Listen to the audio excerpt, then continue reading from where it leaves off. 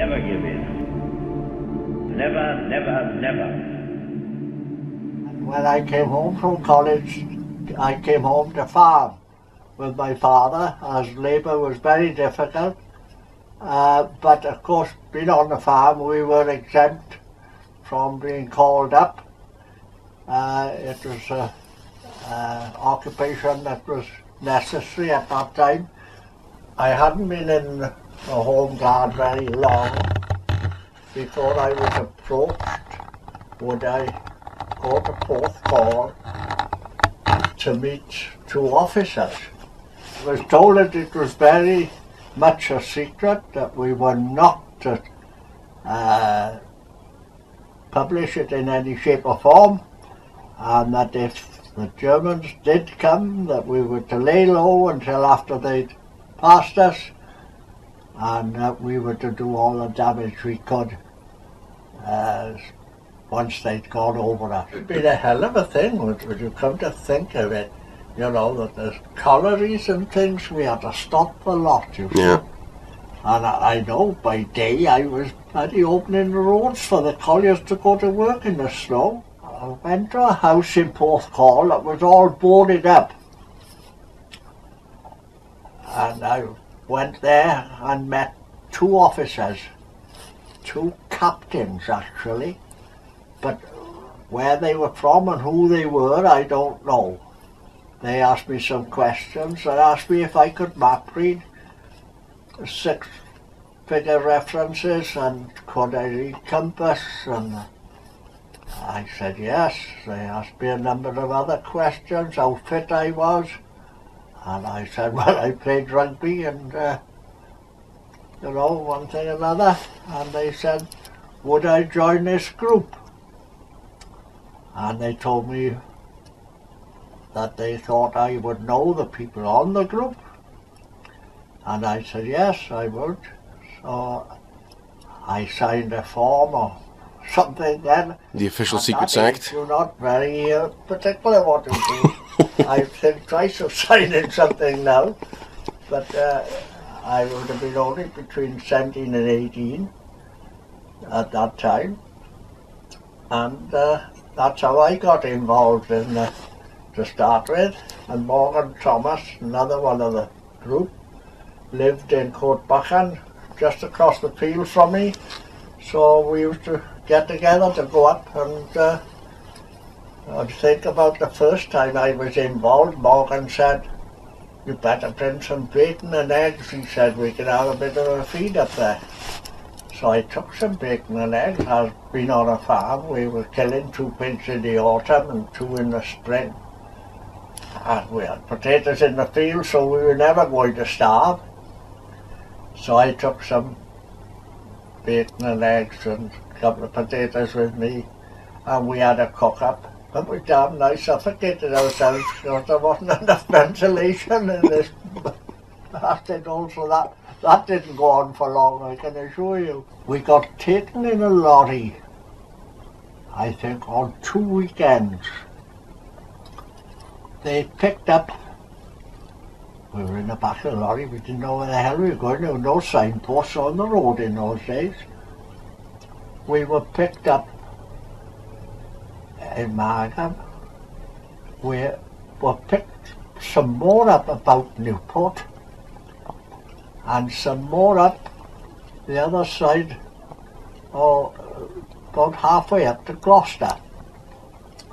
And we were then, I think, near Dammit, about 20 of us. And we were on a night duty against, I would have said that they were soldiers just being called up.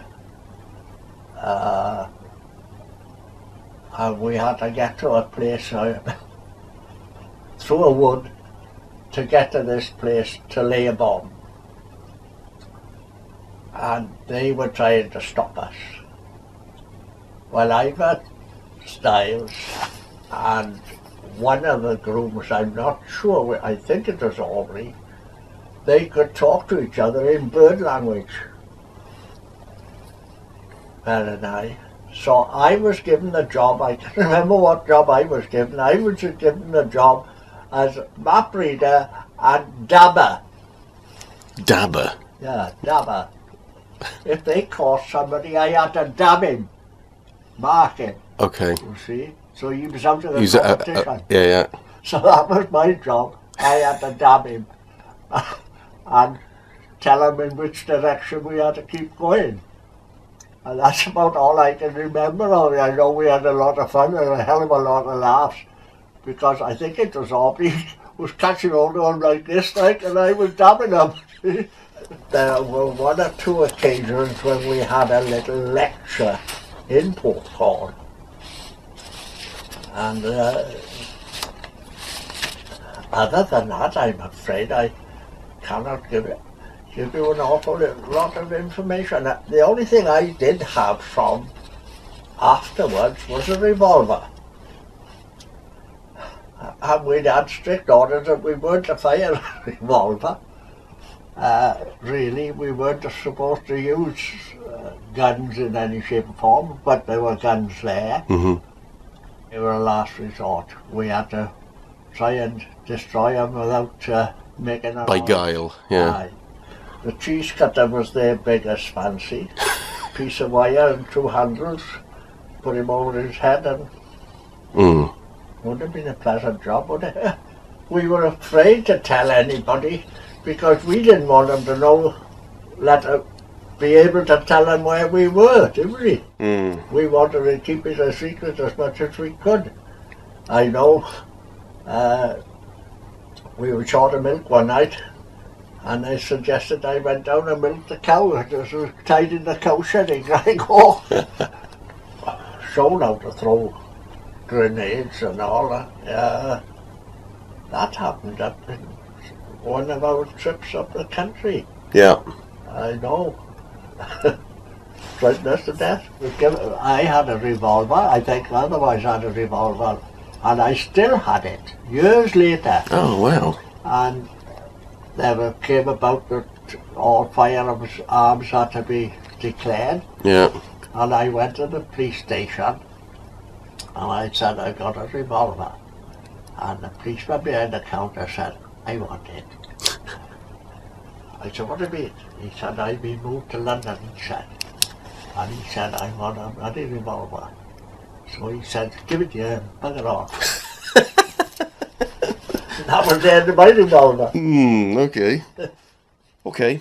So, what do you remember about the OB, the operational base? When were you shown it first? Do you recall? Well, I think I would, as soon as I was signed on, Morgan called for me and took me up. Okay, so it was Morgan showed you. Morgan Thomas, you see, because he lived only across the field from me. Yeah.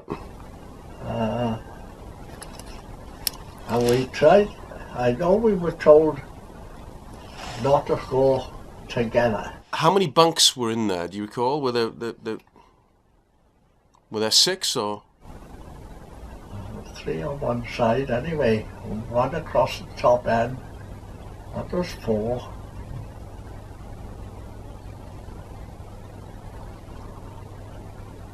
Four bunks. Right. I think it was 4 bunks and 2 chairs, more or less. Dillwyn, it's been an absolute pleasure. Thank you very much for your time. Not at all. Thank you.